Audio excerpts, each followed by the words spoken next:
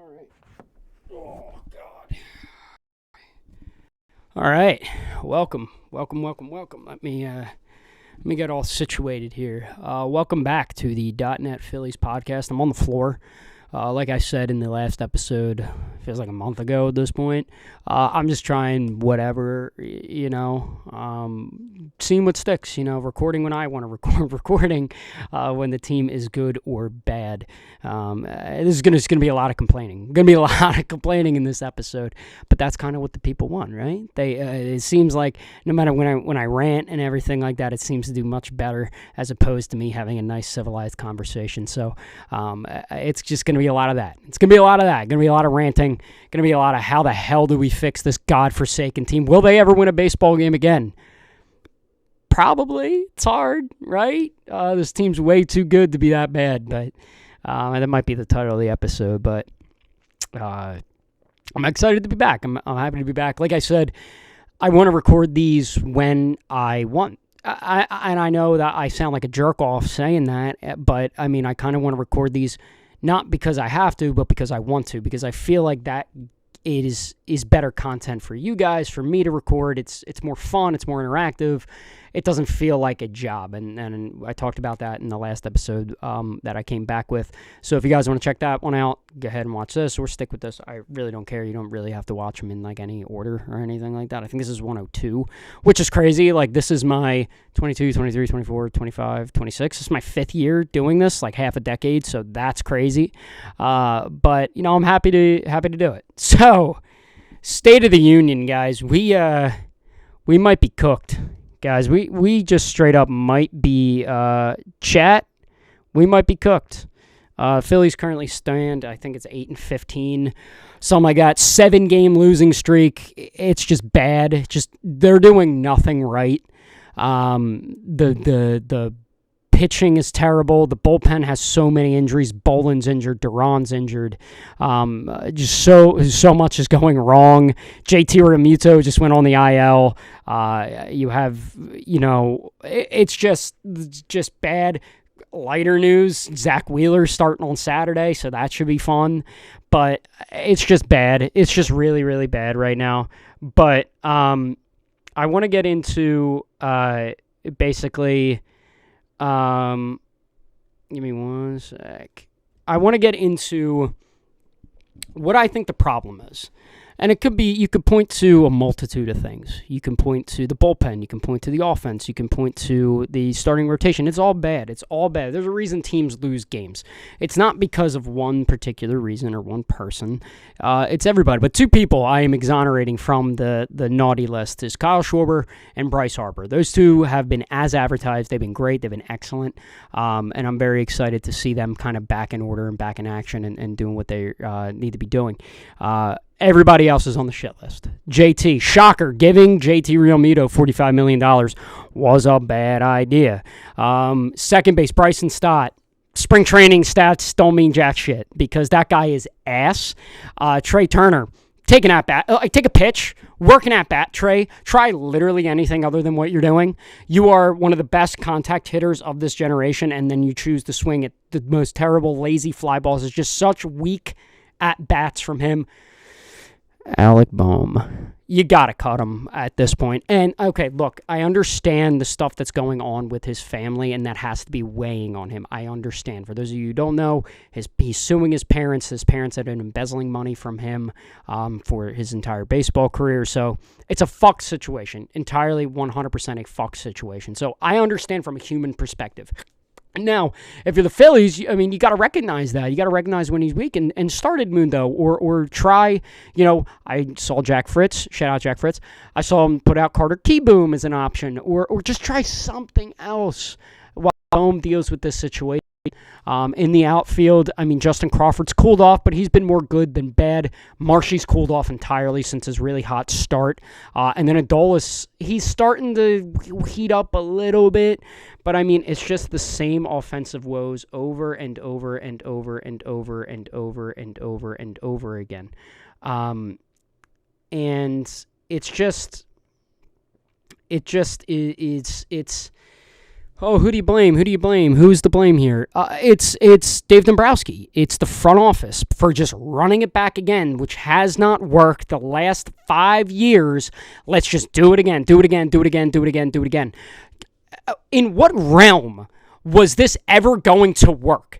In what reality was Dave Dombrowski going, you know what, re-signing JT was the right move, and not moving on from Bohm was the right move? Congratulations. Do you want a standing ovation because you got rid of Nick Castellanos? Congratulations. You did great. If you look at his stats with the Padres, he would fit in with this offense perfectly. But no, Dombrowski just said, Adolis, you'll bounce back. Justin Crawford, again, like I said, he's been more bad than good. He's a rookie. We wanted him up here, so I'm exempt him from here. But you knew Bohm was a problem because you tried to trade him the last 2 years. You knew Stott was a problem. You thought Otto Kemp was going to be your savior, and you send him down 18 games into the season. What did you expect to happen? You're giving a 35-year-old $15 million for 3 years. I wouldn't have hated the deal nearly if it was like a 2-year with a club option. But 3 years committing to a 35-year-old catcher is bad. And then you turn over to the freaking bullpen. Or not the bullpen, the starting rotation. It's just... It's okay. So Sanchi, fine. Sanchez is fine. He's fine. He's good. He's grand. He's wonderful. He's fine. Luzardo's been terrible, but his underlying numbers are much better than what his actual ERA is. I trust him to be fine. I trust him to bounce back. It's just been a couple rough starts. We saw him do this last year where he's kind of laboring through starts. I trust him. You get to Nola, and look, at this point, Nola's just Nola. He's just unapologetically Aaron Nola at this point, and, you know, it's just fine. It's going to be like 5-6 innings, 3-4 earned runs for Aaron Nola. It's just kind of what you expect from him. And then you get to Taijuan Walker. Why is Taijuan Walker employed by this team still? And look, I'm not attacking the man. I'm attacking the player. The guy, you hear it all the time. He's the first one on the dugout steps. He's the first one to face the media when he's getting criticized. He's a great teammate, a great guy. As a performance, this is strictly as a pitcher, he is awful. And I don't think that's a hot take for any means. I mean, it's a scheduled 5th loss every single week. You can't just keep trucking him out there and expect things to change because they never will. They never are, and they never will. You have to just keep... You got to try something different. I don't know what you do there. Excuse me. We know what's going to happen. They're starting Kyle Backus tonight. I'm recording this on Wednesday, the 22nd. Kyle Backus is starting tonight as an opener, and then you're going to go with Taijuan. And then Andrew Painter, it's kind of as advertised. This is kind of what I expected in Andrew Painter. He's had more good starts. He's had 2 good starts, 2 okay starts. It's just, you know, the motions. He's 20-some years old. Like, he's still a rookie. He's still young. He's still figuring out how to be a major league pitcher. So I'm not exactly buying stock into the Painter, like, bad starts because he's still a rookie. He's going to figure it out. Like, as I mentioned before, Zach Wheeler is returning on Saturday to start against the Braves. What do you expect from Zach Wheeler? He's not going to be Zach Wheeler. I just want everybody to know that when Zach Wheeler comes back, he's not going to be Zach Wheeler that we come to know and love. He's going to be a different version of that. I believe it's going to be closer to the Mets Zach Wheeler than it is the Phillies Zach Wheeler. But he's just going to need, he is the type of pitcher who's going to learn the pitcher that he is rather than the pitcher that he was. A lot of the biggest comp I have for that is a CC Sabathia. Now, early in CC's career, he would pitch with power, 99, 100 miles an hour as a starter. As he got older, he started to lose that velocity, but was able to tinker with his off-speed stuff, and his off-speed stuff became so good that the fastball could sit 93 and still be able to play off that. So I think Wheeler needs to kind of adjust to that. But I trust the pitching more than I trust the offense. Because Caleb Contham is a genius. players want to come here to work with Caleb Coughlin. They want to come here to learn the Coughlin mold, to learn the Coughlin way. Give him a lifetime contract. The pitching, I'm not worried about. On the bullpen side, it's just injuries are piling up right now. Duran's going to be back. You're going to get Bolin back. Zach Pop is injured right now. Like, it's just a lot of injuries piling up, and guys who are like second, third options are now unfortunately first options, so they're just kind of going through the motions right now. But again, I'm not particularly worried about that. I think they're going to be fine. And now we get to the offense.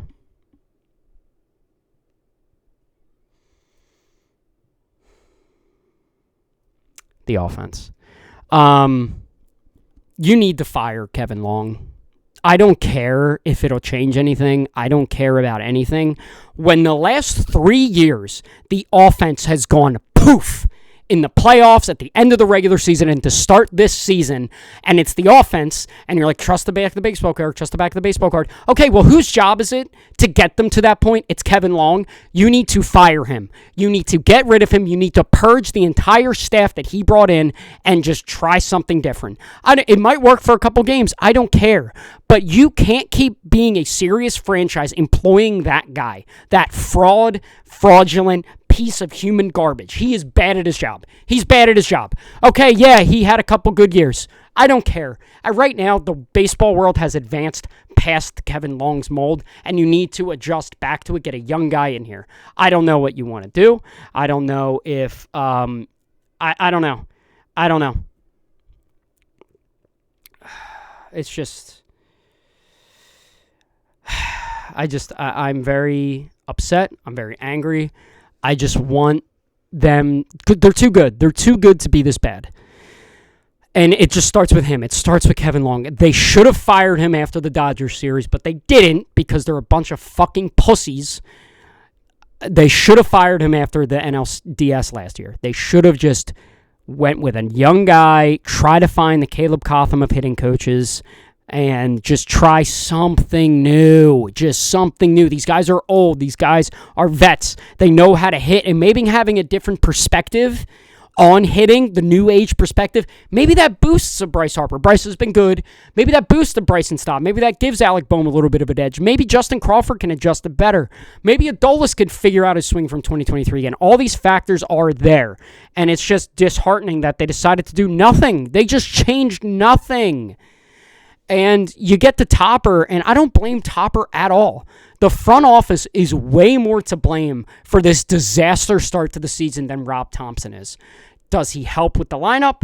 No, but it is more on Dave Dombrowski than it is Rob Thompson's for this team's shortcomings. Okay? It is just, he just kept saying, we're content where we are, we're content where we are, we got a good ball club, we got a good ball club. Yeah, you did 5 years ago, but here we are in 2026 when the Mets are getting better, and they have their own problems. The Braves are getting better. The Mets just hired Ani, who was your guy in the front office to get the ones and twos as their GM, so they're going to get better, and the Marlins have a good system. Like, these teams are getting better, and you're just staying the same because you're fine with being content. And I understand you have a lot of money. You have Taiwan, Nick Castellanos coming off the books. Like, I get it. I do. But you just you had to try something different, and you failed. You failed as a GM and a president of baseball operations. You failed as an owner, John Middleton. You just failed the city as a whole to get them excited about this baseball team, and you just chose to be content and stay exactly where you are. You could have done anything else, and you just said, fuck it, we're just going to run it back again. And I understand the Bo Bichette thing happened, okay? I get that. Okay, but instead of, you know what, moving on from Bo Bichette after he fucked you over, people forget that Bo Bichette fucked them over. After trying to move on from Bo Bichette, okay, well, try a different player. Try anything different. Get rid of Bohm. Get rid of Stott. Try something different instead of the same thing that has landed you on your asses before the NLCS for the last three fucking years. You failed. You have failed. I don't know what you do from here. I don't know if you just try to move on. I don't know if you clean house. I truly don't know. But at some point, it's got to give. At some point, you need to make a change. And unfortunately, I think the change they're going to make, if there is one, is going to be firing Rob Thompson, which I think is an absolute pathetic tail between your legs move, because it is not that guy's fault. It is Dave Dombrowski, it's John Middleton, and it's Kevin fucking Long. He is number one fucking terrorist in this organization, is Kevin Long. The day and age of the Kevin Long baseball is gone. It's dead. But let's just keep doing it. Let's just keep running it back because he was good fucking 10 years ago and he's friends with Bryce Harper. He's credited with saving Kyle Schwarber's career. That's great. That's awesome. But you've tanked Stotty. You've tanked Bohm. You're going to tank Justin Crawford if you stick him around. You're tanking Brandon Marsh. It's just, what do you do? What do you do? What do you do?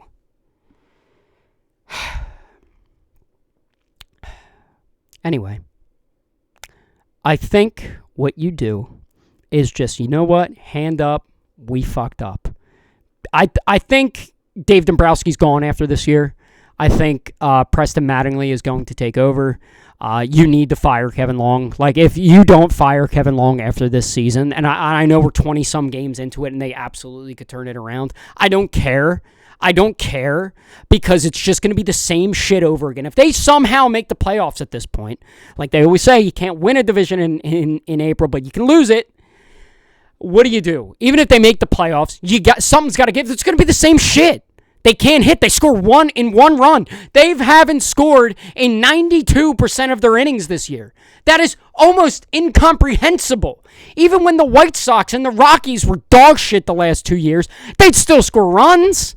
And the Phillies can't even do that with a star-studded lineup that you spent $300 million building. So what do?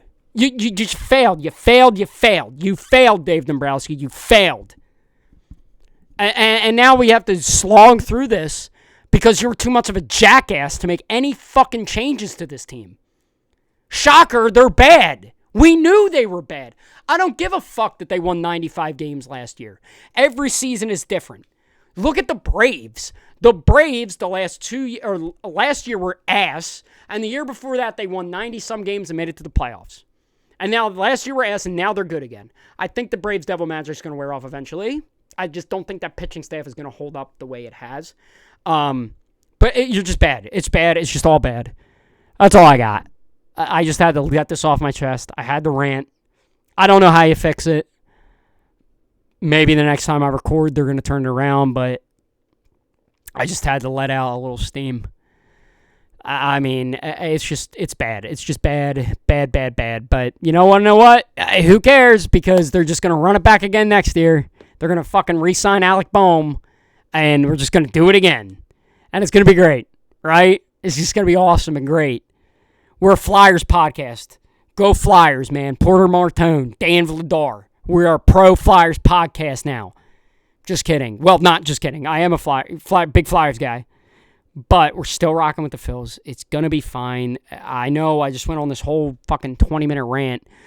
But, like, they're going to be fine. They're going to figure it out. I just need them to figure it out because they're way too good to be bad. And it starts with the lineup. So let's stop running the same fucking lineup out every single night. Like, thank God you switched Schwarber and Turner, and guess what? The rest of the fucking lineup's the same. Try something different. Show me that there's a little creativity in that clubhouse. That there's something there to be like, you know what? Let's try Justin Crawford at leadoff. Let's fucking put Adolis Garcia second. Let's move Bryce down a little bit.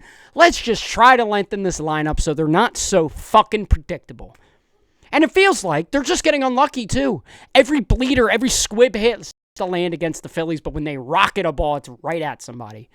It's not fair, but what are you going to do? That's all I got. They're going up against Atlanta this weekend. It's coughing hydrogen bomb versus coughing baby. It's just, you got to figure it out. Just show me something. Just show me something, please. Please. Please. God bless. Go Phils. Go Flyers. Go Sixers. Draft Eagles coming up, so John and I might be doing a podcast of that, talking about the draft. I don't know yet, but keep the good things rolling, I guess. Go Phils.